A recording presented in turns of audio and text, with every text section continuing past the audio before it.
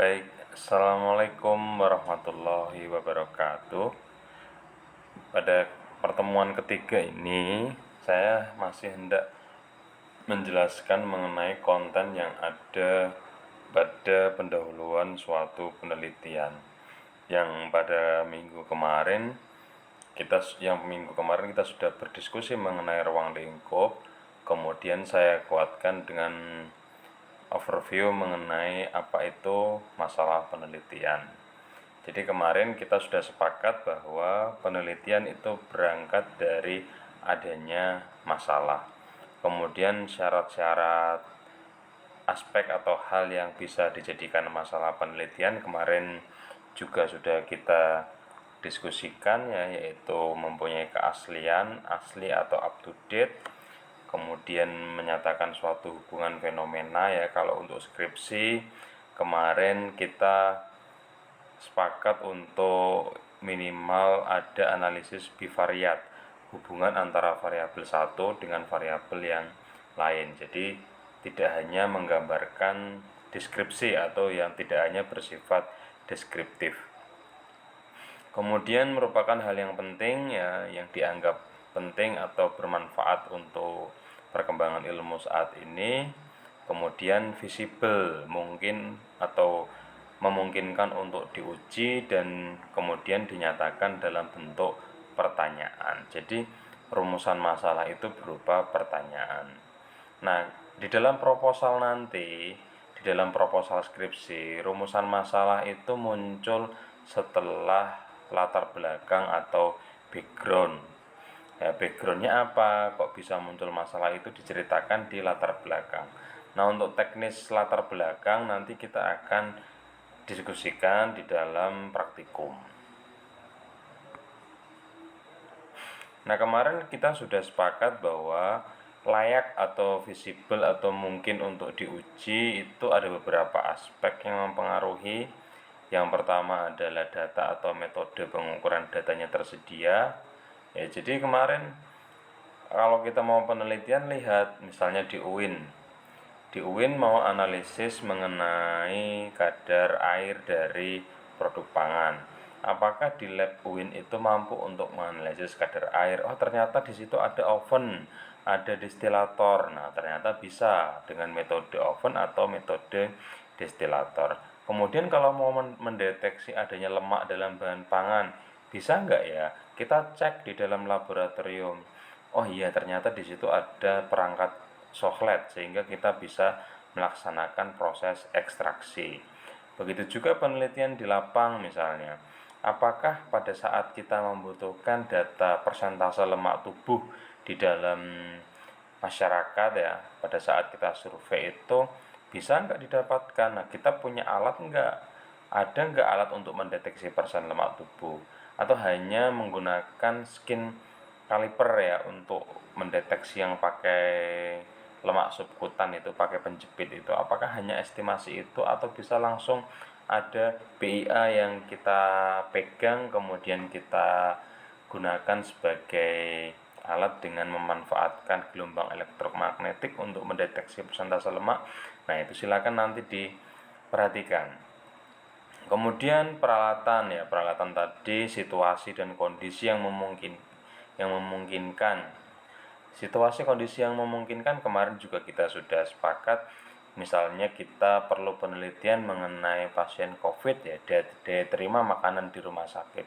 Mungkin nggak dengan kondisi seperti itu diizinkan apa enggak seorang mahasiswa magang atau seorang mahasiswa penelitian di dalam rumah sakit di mana protokol kesehatan sangat ketat karena di situ adalah perawatan isolasi. Kemudian pada saat kita memilih masalah ya sesuaikan dengan kemampuan, kemudian biaya dan waktu yang kita miliki ya. Mahasiswa saya selalu menyarankan untuk penelitian yang bersifat sederhana, simple ya. Minimal bivariat untuk penelitian yang bersifat di lapangan, kemudian kalau di dalam laboratorium cukup cipta produk, kemudian analisis gizinya. Tidak perlu sampai intervensi ya. Kalau intervensi nanti terlalu lama, kasihan. Kalau intervensi misalnya di lapang ya, pendidikan gizi itu masih mungkin. Tetapi jika sampai mengintervensi pangan fungsional itu nanti durasi waktunya sangat lama ya. Kasihan teman-teman nanti nggak lulus-lulus ya. Kemudian tidak bertentangan dengan hukum dan adat istiadat yang berlaku ya. Kemarin saya sudah menyinggung mengenai pada saat kita mau penelitian kita harus memperhatikan juga aspek halal dan haramnya ya. Apakah layak misalnya kita mengembangkan produk yang bahan bakunya haram ya. Tentunya tidak layak sesuai dengan etika yang ada pada Islam, apalagi di program studi UIN Wali Songo Semarang. Tetapi mungkin bagi teman-teman di prodi lain yang kira-kira bukan memiliki keyakinan seperti itu ya bisa saja mereka mengembangkan. Baik, kita lanjutkan. Kemudian sumber masalah penelitian kemarin ya ada dari lingkungan sekitar diamati, bisa kita baca referensi ya. Teman-teman kemarin sudah menulis beberapa topik penelitian yang nanti pada saat praktikum akan coba kita diskusikan ya. Nah, dari bahan-bahan bacaan ya, sering baca jurnal, sering baca skripsi. Misalnya saat ini sudah mulai tertarik pada kecenderungan pada topik tertentu, misalnya stunting ya. Di dalam laptop ya, search di Google stunting, kemudian unduh artikel-artikel dari jurnal-jurnal yang di situ membahas mengenai stunting ya. Bisa juga dari pengalaman ya, pengalaman mungkin pada saat nanti teman-teman praktek kerja, kemudian ada ide muncul ya, dari diskusi ilmiah. Nah, saat ini banyak webinar-webinar, silakan diikuti. Kemudian mata kuliah-mata kuliah yang diikuti ya. Di sini nanti teman-teman mungkin bisa muncul inspirasi dari perencanaan program gizi ya, kuliah perencanaan program gizi atau kuliah dietetik. Nah, sehingga nanti teman-teman bisa memberikan atau memunculkan ide yang bagus untuk penelitiannya. Nah, bisa juga dari pembimbing atau dosen atau dari intuisi atau instingnya. Siapa tahu tiba-tiba muncul ide ya, dengan termenung, diam, kemudian sambil zikir, bisa saja inspirasi-inspirasi itu muncul. Nah, tadi ya sumber-sumbernya ya membaca literatur yang berhubungan dengan bidang kita ya, kritis, kemudian menghadiri kuliah ya, mengadakan pengamatan terhadap situasi sekitar ya, mempelajari topik kuliah, menghadiri seminar hasil penelitian ya. Nah, nanti teman-teman misalnya ada seminar-seminar penelitian yang kakak kelas yang mungkin bisa diikuti ya silahkan, sehingga muncul ide baru ya. Perpustakaan kalaupun sekarang masa pandemi ya searching secara online ya, tentunya itu tidak bisa menjadi batasan ya. Karena saat ini banyak sekali jurnal-jurnal yang tidak berbayar atau jurnal-jurnal yang gratis, sehingga kita bisa akses dengan mudah ya. Untuk program tinggi lain yang punya repositori, teman-teman bisa akses repositorinya. Di situ banyak sekali skripsi-skripsi, tesis, disertasi ya, atau penelitian-penelitian yang disampaikan atau ditampilkan dan bisa di-download secara gratis. Nah, pada saat kita sudah punya masalah, bagaimana merumuskannya ya, tadinya merumuskan masalah adalah dalam bentuk pertanyaan penelitian ya. Misalnya penelitiannya mau mengenai stunting ya, rumusan masalahnya pada saat kita menulis latar belakang stuntingnya itu yang belum selesai di bagian apanya. Misalnya di situ kita ingin melihat ya, ada sebenarnya stunting yang ada di misalnya di wilayah kalian itu dipengaruhi oleh apa. Nanti di dalam penyusunan rumusan masalah ditulis dalam bentuk pertanyaan ya. Misalnya ya, apa faktor-faktor yang dapat mempengaruhi stunting pada masyarakat kalian ya, atau apa sih penyebab stunting pada masyarakat kalian. Nah, teman-teman di situ tuliskan dalam bentuk pertanyaan, kemudian rumusan jelas dan padat. Tentunya pada saat menyusun rumusan masalah tidak boleh bertele-tele, karena nanti pada saat dibaca ya tidak ketemu ya, maksud yang akan diteliti ini apa gitu. Karena rumusan masalah minggu lalu kita sudah sepakat bahwa rumusan masalah adalah guideline ya, guideline atau pedoman kita untuk menyelesaikan penelitian, goal ya, tujuan akhir ya. Penelitian ini mau menjawab apa? Nah, itu dituangkan di dalam rumusan masalah. Kemudian berisi implikasi adanya data untuk memecahkan masalah ya. Tadi misalnya faktor-faktor yang menyebabkan stunting. Apa faktor-faktor yang menyebabkan stunting ya? Di situ nanti kita mendapatkan data ya, data faktor-faktor untuk memecahkan masalah stunting. Ya. Kemudian ini merupakan dasar penyusunan hipotesis. Nah, hipotesis itu atau hipotesa adalah dugaan sementara oleh peneliti atau dugaan peneliti sementara. Peneliti itu sebelum penelitiannya dapat dibuktikan, tentunya boleh dia memberikan dugaan ya terhadap fenomena yang terjadi. Misalnya pada saat tadi saya ingin meneliti faktor-faktor yang menyebabkan stunting. Nah, di sini nanti bisa saja saya memiliki hipotesis yang menyebabkan stunting di wilayah ngalian adalah rendahnya tingkat pendidikan ibu. Nah, bisa saja itu menjadi benar pada saat nanti dibuktikan setelah penelitian selesai, bisa juga itu tidak benar. Nah, itu disebut sebagai hipotesis atau dugaan sementara. Kemudian merupakan dasar perumusan judul penelitian. Jadi sebenarnya pada saat latar belakang itu disusun, kemudian disusun rumusan masalah, nah itu baru judul nanti bisa ditegakkan. Nah, oleh karenanya judul penelitian itu bisa berubah pada saat nanti penelitian selesai. Jadi judul di awal itu kadang-kadang berbeda dengan judul-judul pada saat penelitian selesai atau pada saat rumusan masalah itu dituliskan. Ya. Tadinya misalnya judulnya awalnya adalah hal-hal yang berhubungan dengan stunting. Nanti di rumusan masalah munculnya adalah faktor, sehingga nanti judulnya faktor risiko stunting. Nah, bisa saja berubah seperti itu.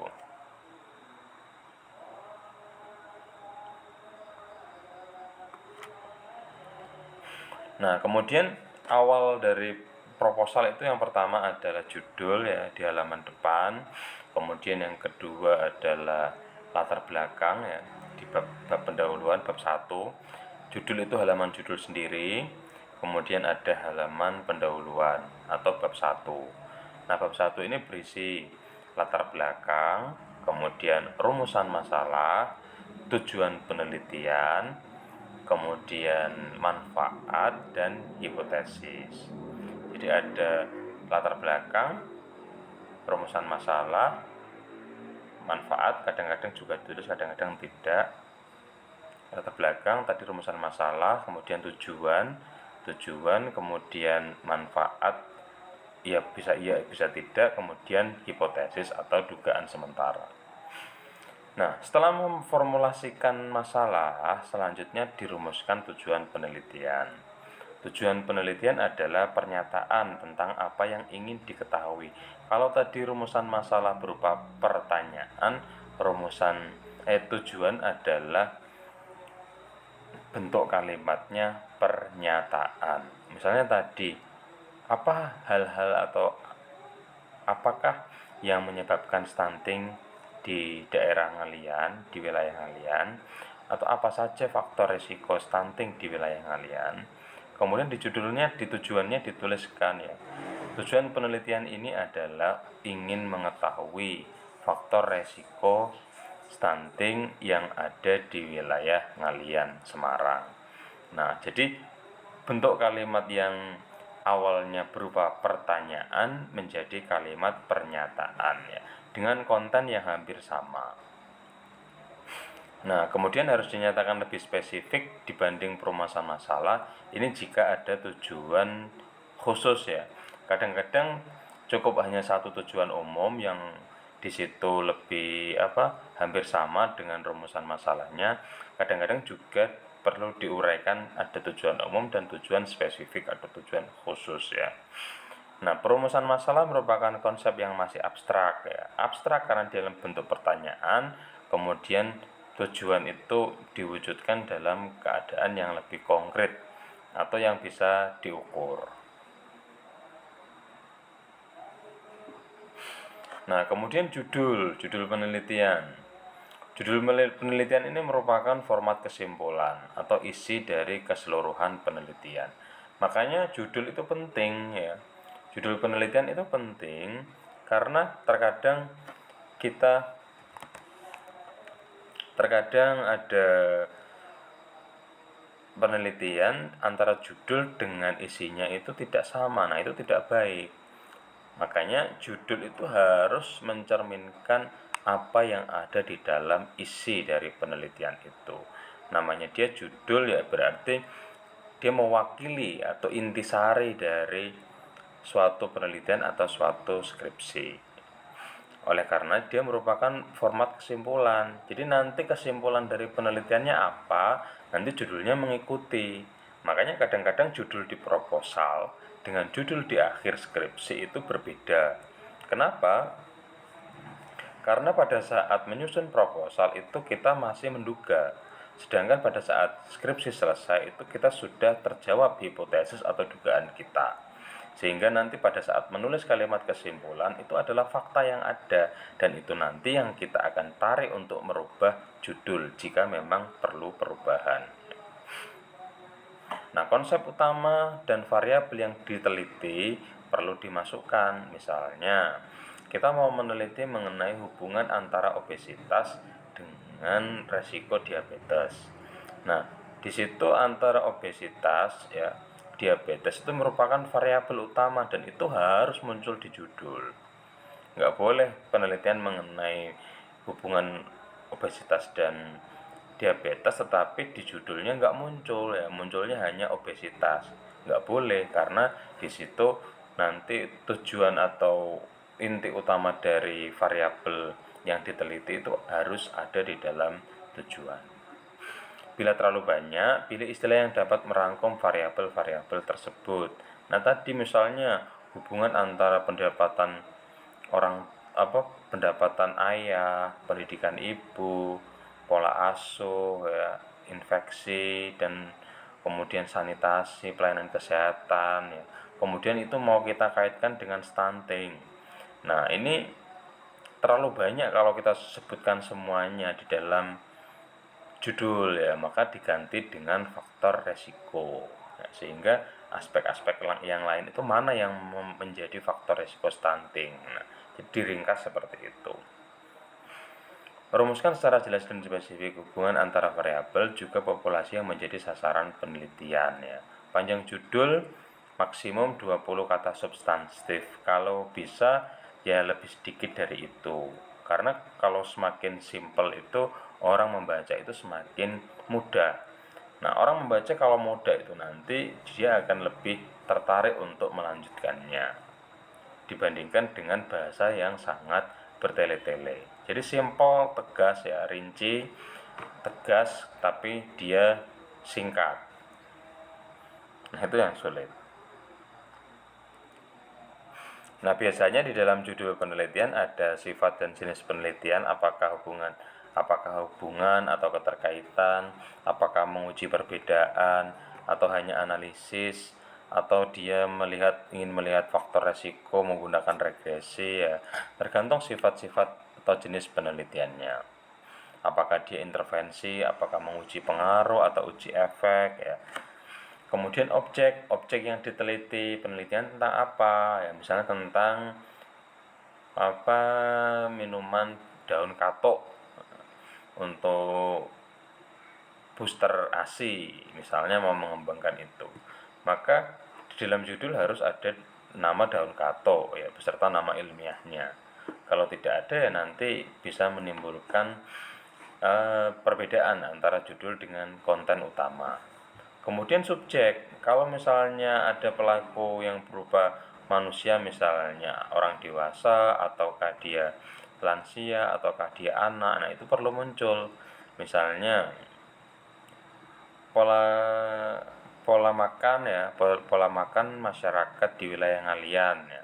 Sebutkan masyarakat yang dianalisis yang kelompok usia apa ya, kelompok atau masyarakat remaja atau masyarakat dewasa itu perlu muncul di dalam judul ya. Atau subjeknya siapa itu perlu muncul. Kadang-kadang perlu ditambahkan lokasi jika memang ingin mengeksplorasi wilayah tertentu. Tetapi jika tidak, ya lokasi atau daerah penelitian itu tidak perlu dimunculkan. Ya. Kalau berlaku secara umum itu tidak perlu. Misalnya hubungan antara kegemukan dengan diabetes. Nah, itu kan tidak perlu muncul secara spesifik lokasinya ya. Tapi kalau misalnya penelitinya ingin komparasi misalnya antar daerah ini dengan daerah sana, kira-kira ada perbedaan apa enggak ya? Nah, itu boleh itu disampaikan. Kemudian tahun terjadinya peristiwa kadang-kadang perlu, kadang-kadang tidak, tergantung kebutuhan. Misalnya untuk report seperti laporan riset kesehatan dasar, Riskesdas, tahun berapa itu penting. Tetapi kalau memang dia hanya ingin melihat antara hubungan atau keterkaitan antara fenomena satu dengan fenomena lain, atau faktor yang menyebabkan atau faktor resikonya, itu tidak perlu. Kemudian alasan pemilihan judul penelitian ya. Pentingnya masalah tersebut, kemudian memberikan menarik minat peneliti ya berdasarkan pengalaman atau bidang tugas. Kemudian sepanjang pengetahuan peneliti belum ada yang meneliti masalah tersebut. Kemudian kesenjangan antara apa yang diharapkan dengan apa yang diteliti. Jadi judul itu yang menarik ya. Kira-kira yang saat ini sedang tren itu apa. Kemudian kalau bisa jangan sampai ada sama judulnya ya. Kemudian ada kesenjangan antara yang diharapkan dengan yang apa yang terjadi. Jadi ada gap analisis ya, atau kesenjangan analisis. Jadi apa yang ada di dalam fakta, kemudian apa yang ingin terjadi itu muncul di dalam alasan pemilihan judul. Nah, ini pertanyaan-pertanyaan penelitian yang ingin dijawab ya. Berbeda dengan rumusan masalah. Kalau rumusan masalah itu perlu satu ya, atau kadang-kadang hanya cukup satu sebagai rumusan secara umum, sedangkan pertanyaan penelitian itu kadang-kadang lebih rinci daripada rumusan masalah. Bisa juga rumusan masalah itu sama persis dengan pertanyaan penelitiannya kalau pertanyaan penelitiannya itu tidak ingin diperinci ya. Harus ditulis dalam istilah-istilah yang dapat diukur karena ingin dijawab ya. Pengukuran akan memberikan arahan yang jelas pada penelitian ya. Pertanyaan yang terlalu luas perlu dirumuskan menjadi lebih spesifik. Jadi pertanyaannya perlu simple. Tujuan penelitian dirumuskan dalam kalimat pernyataan tentang jawaban yang akan diperoleh setelah penelitian dilakukan ya. Jadi tujuan penelitian tadi ya dirumuskan dalam pernyataan. Kemudian manfaat penelitian ya, penjelasan tentang manfaat hasil penelitian tidak harus mutlak, tidak harus dituliskan secara rinci ya. Manfaat ini kelanjutan dari tujuan dari penelitian. Jika misalnya tujuan penelitian itu tercapai, nanti manfaatnya apa gitu. Nah, bisa dinyatakan dengan sumbangan hasil penelitian terhadap kemajuan ilmu pengetahuan, atau sumbangan bagi pemerintah, sumbangan bagi ilmu pengetahuan, sumbangan bagi masyarakat atau kesejahteraan umum. Nah, di dalam skripsi biasanya manfaat penelitian perlu juga disampaikan ya. Oleh karenanya nanti di proposal setelah menuliskan judul, kemudian latar belakang, rumusan masalah, tujuan ya, tuliskan juga manfaat dari penelitian. Kemudian yang terakhir adalah hipotesis ya. Hipotesis merupakan perkiraan atau prediksi hasil yang akan dicapai dari suatu penelitian atau dugaan sementara ya dugaan sementara dari penelitian yang akan dilakukan. Peneliti ini mempunyai dugaan seperti apa, itu yang dituliskan di dalam hipotesis ya. Atau sering disebut juga hipotesis adalah pernyataan masalah yang lebih spesifik ya. Perkiraan tersebut dapat didasarkan atas pengamatan atau anggapan peneliti tentang topik tersebut. Nah, setelah meninjau kepustakaan, tentunya menegakkan hipotesis itu tidak asal-asalan ya. Peneliti menegakkan hipotesis itu berdasarkan telaah referensi yang telah dikumpulkan oleh peneliti. Dari hasil baca jurnal, dari hasil baca penelitian-penelitian sebelumnya, dari hasil baca buku-buku panduan utama. Nah, itu nanti setelah itu peneliti punya dugaan. Nah, dugaan, oh kalau dari yang saya baca selama ini, kalau keadaannya seperti ini nanti kemungkinan kayak gini hasil penelitiannya. Nah, itu namanya hipotesis. Ya, tetapi nanti belum tentu terbukti ya. Bisa saja dugaan itu bernilai salah, dugaan itu bisa juga bernilai benar ya, tergantung nanti hasil penelitiannya. Apakah kalau hipotesisnya tidak terbukti itu penelitiannya gagal? Ya tidak selalu ya. Penelitian itu tidak membuktikan apakah hipotesis itu penelitian itu tidak ingin mengungkap kebenaran dari hipotesis ya, tidak ingin memastikan kebenaran dari hipotesis, tetapi dia ingin mengungkap fakta ya. Apakah hipotesis itu nanti sesuai dengan fakta atau yang terjadi justru sebaliknya.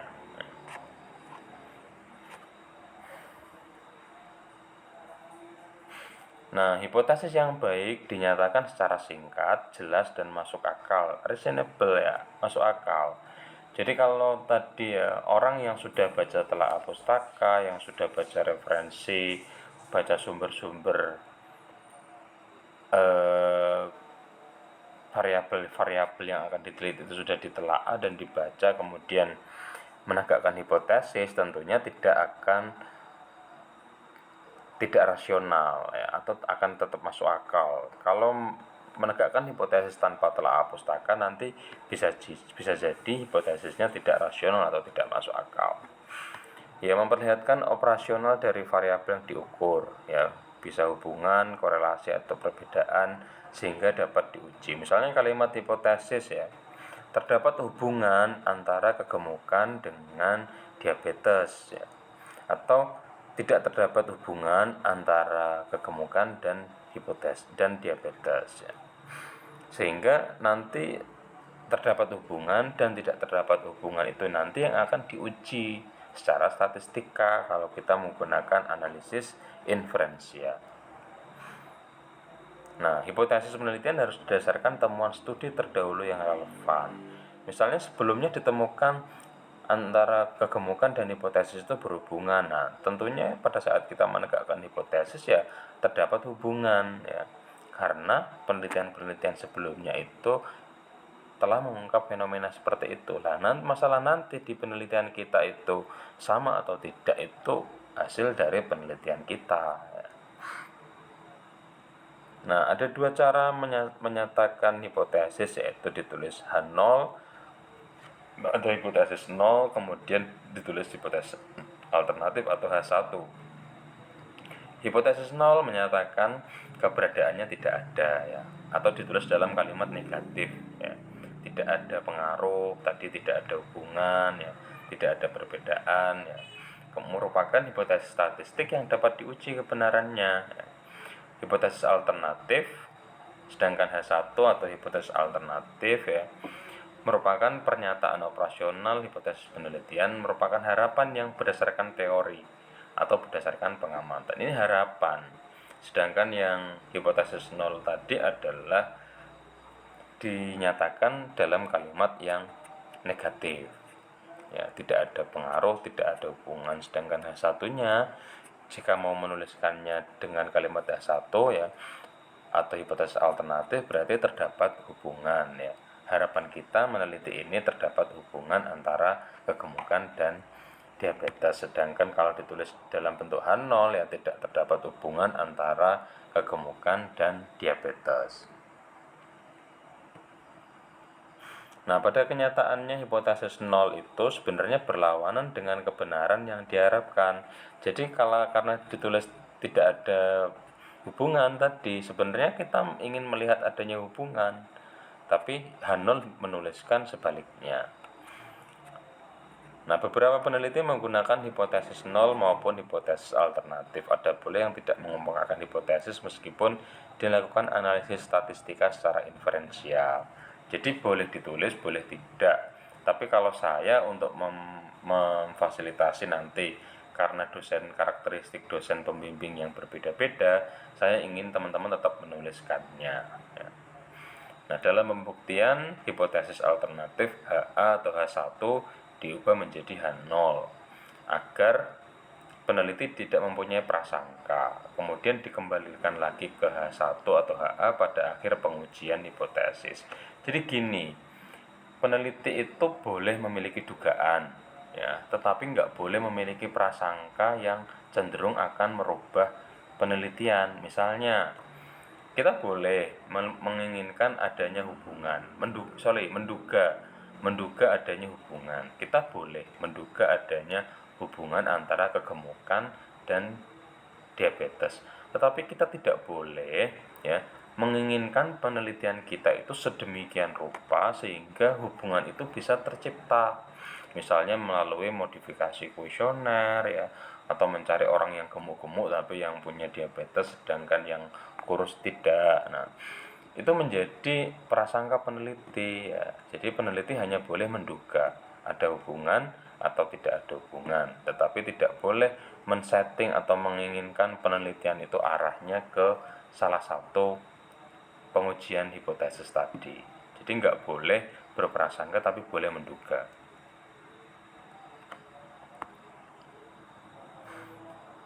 Nah, ini nanti kekeliruan hipotesis ya. Benar tidaknya hipotesis tidak ada hubungannya dengan terbukti tidaknya hipotesis tersebut. Jadi hipotesis itu kita ingin melihat dia itu terbukti atau tidak, tetapi tidak ada kaitannya dengan keberhasilan penelitian kita ya. Boleh saja hipotesis kita tidak diterima atau ditolak, tetapi penelitian kita berjalan dengan baik, ya itu sudah bagus ya. Yang penting penelitiannya dijalankan dengan metode yang benar.